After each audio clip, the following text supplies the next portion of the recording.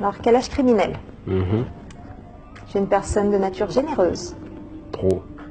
Un défaut parfois. Un défaut parfois. Mm. Mais par contre, tu n'es pas généreux envers ton public. Ah ouais? Tu n'as jamais accepté de retirer ta cagoule pour nous montrer ce qu'aujourd'hui, tu accepterais de répondre face à ce miroir en enlevant ta cagoule et en nous montrant qui tu es. Non, Pas du tout. pas du tout. Je me doutais de cela. Donc, pour entrer moi dans ton personnage, Ouais. je vais mettre ma cagoule. Alors, quel âge criminel? Mhm. Ta maman est très fière de toi aujourd'hui. Très À fier, ouais. l'époque, elle ne voulait pas que tu rappes. Ouais. Donc, vous avez connu quand même pas mal de galères. Mhm. Donc, il y a eu des moments où tu cherchais du travail, tu n'en as pas trouvé. Mhm. Aujourd'hui, tu peux tout offrir à ta maman. Mhm. Est-ce que tu peux nous parler un petit peu de cette période de ta vie? Bah c'est en fait quand j'ai eu mon bac, après le BTS, tout ça, bah, comme tout le monde, j'ai cherché à chercher à trouver du travail, j'ai fait des CV, tout ça. J'ai postulé un peu près partout, hein. À peu près partout, personne ne m'a accepté. Après, je me suis mis dans le son. Ma mère, elle voulait pas que je rappe du tout, du tout. Je me suis mis dans le son. Au début, elle savait pas que je rappais. Je me suis mis dans le son. Elle savait que je partais plus à l'école, j'avais pas de travail. Tu vois, elle s'inquiétait un peu. Elle disait, ouais, mais tu vas faire quoi de ta vie, mon fils, et tout. Tu vas t'arrêter l'école, tu vas pas au travail. En fait, elle savait pas que je faisais du rap. Jusqu'à ce que ma tante, elle lui montre un de mes clips. Où elle était pas du tout d'accord et tout. Elle m'a dit, non, tu vas arrêter tes bêtises et tout. C'est quoi ces bêtises de rap et tout ça, nanani. Après, on a parlé. Elle m'a laissé rapper, hein. Mais au début, c'était très dur, ouais. Je trouve que ta maman a été une femme très courageuse. Ouais. Est-ce que tu peux nous expliquer à quel niveau? Ben, déjà élevé, parce que nous, on est beaucoup chez nous, je vais pas dire le nombre, mais on est beaucoup. Nous élever autant de garçons toutes seules, sachant que souvent ça allait pas et tout, franchement.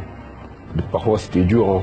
C'était très dur aller chercher un tel au commissariat, aller chercher un tel à l'école parce qu'il s'est fait virer, attendre des histoires, ouais, il y a eu ci, il y a eu ça, rentrer souvent tard la night comme je dis, alors qu'elle, elle dort pas, elle s'inquiète, elle sait pas où t'es.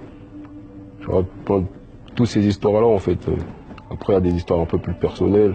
Même quand je suis arrivé au monde et tout, il y avait certains membres de ma famille qui ont reproché, ouais, t'as mis au monde un bébé albino, c'est tout. Il va te servir à rien dans la vie, tout ça et tout. Et malgré tout ça, elle m'a donné beaucoup d'amour, elle m'a élevé et je suis très reconnaissant envers elle. Et je l'aime beaucoup. Je l'aime beaucoup, beaucoup, beaucoup. Alors qu'à l'âge criminel, l'albinisme n'est pas une maladie à proprement dite, mais c'est plutôt une particularité génétique qui provoque un déficit en fait de production de mélanine. Mhm. Donc toi, aujourd'hui, tu as vécu en France avec l'albinisme. Mhm. Les gens ne vivent pas de la même manière en France qu'en Afrique. En Afrique, beaucoup sont considérés comme étant maudits, comme étant... Il y a plein de superstitions autour de l'albinisme. Mhm. Toi, quel message aimerais-tu faire passer à tous ceux qui te regardent en Afrique et ailleurs? Bah, déjà de nous prendre comme on est et on est comme tout le monde en vrai, hein. Parce que même moi j'entends plein d'histoires en Afrique.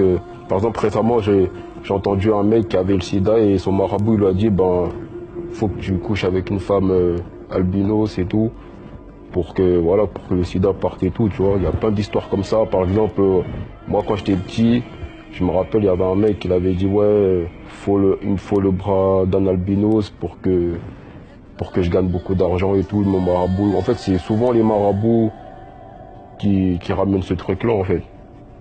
Parce qu'il y a beaucoup de... En fait, c'est quand tu sais pas, c'est pour ça qu'on dit que le savoir est une arme. Quand tu sais pas, tu crois à tout, en fait. Et les gens, ils savent pas réellement ce que c'est l'albinisme. C'est-à-dire que quand on leur dit ça, ben, ils connaissent pas, ben, ils y croient et comme faire, et c'est dommage. Après, moi, le message que je peux faire passer, c'est que prenez les albinos comme ils sont.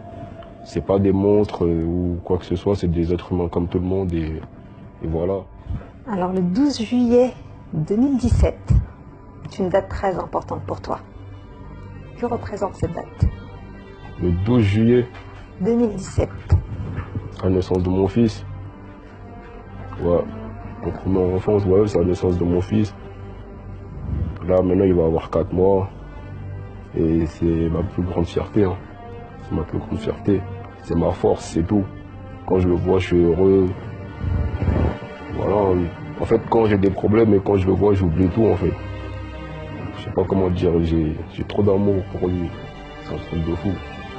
Avant, je m'arrêtais beaucoup sur des futilités, par exemple, sur des trucs qui apportent pas grand-chose. Maintenant, je m'en fous de tout. Tant que lui il va bien et qu'il manque de rien, bah tant mieux. C'est tout. En fait, c'est ma priorité. C'est devenu ma priorité. Alors, quel âge criminel tu es devenu beaucoup plus dur lorsque tu as perdu ton grand frère. Donc ça a été une période très difficile pour toi. Est-ce que tu peux nous expliquer un petit peu comment tu l'as vécu, comment tu l'as ressenti et finalement comment tu as fait pour pouvoir t'en sortir? Je l'ai très mal vécu. Je l'ai vraiment très mal vécu. En fait, je me rappelle comme si c'était hier. Et en fait, quand on m'a annoncé qu'il était mort, j'arrivais pas à y croire, en fait. J'arrivais pas à y croire. Moi, parce que moi, je voyais ça que dans les films. C'était vraiment le premier drame que j'ai vécu.